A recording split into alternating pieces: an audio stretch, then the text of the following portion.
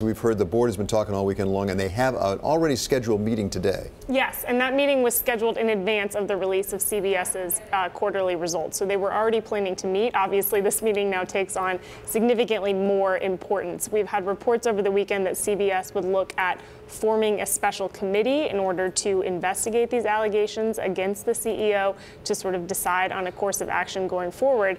I guess my problem with that is, how do you possibly form a special committee of independent directors? Because remember, this is all happening at a time of significant drama for the CBS board, where you've had some directors align themselves with the CEO, some align themselves with majority shareholder Sherry Redstone, and sue each other and try to, get in the middle of what could be a merger between CBS and Viacom. So who's really independent And here? typically, we talk about independence from the company. This is a question of independence from Les as opposed to Sherry. Yes. And part of the allegation is most of the board members actually are beholden to Les. This is what the independent directors actually came out with a statement saying: all allegations of personal misconduct are to be taken seriously.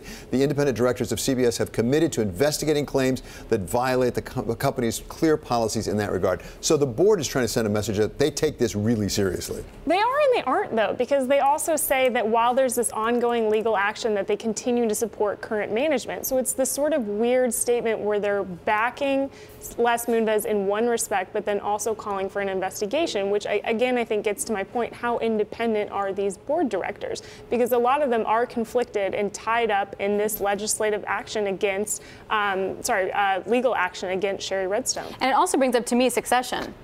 Like, why isn't there somebody already sort of primed and prepped at some point for Les Moonves to retire? It's not like he's 25. Which, again, was part of the dispute between Les Moonves and Sherry Redstone about who that succession should go to. She wanted the head of Viacom being next in line. He wanted Bobby Anello, his COO, who, if in fact, and it's a possibility they actually asked Les to step aside, he'd be most likely to step in as acting. He would be most likely, but I think what really struck me from the New Yorker story is that they painted a picture of systemic problems here, that it was a lot of management was involved in this. So maybe you're looking for a more significant change. Where was the board? That's the point. Brooke, Sutherland of Bloomberg Opinion, thank you very much.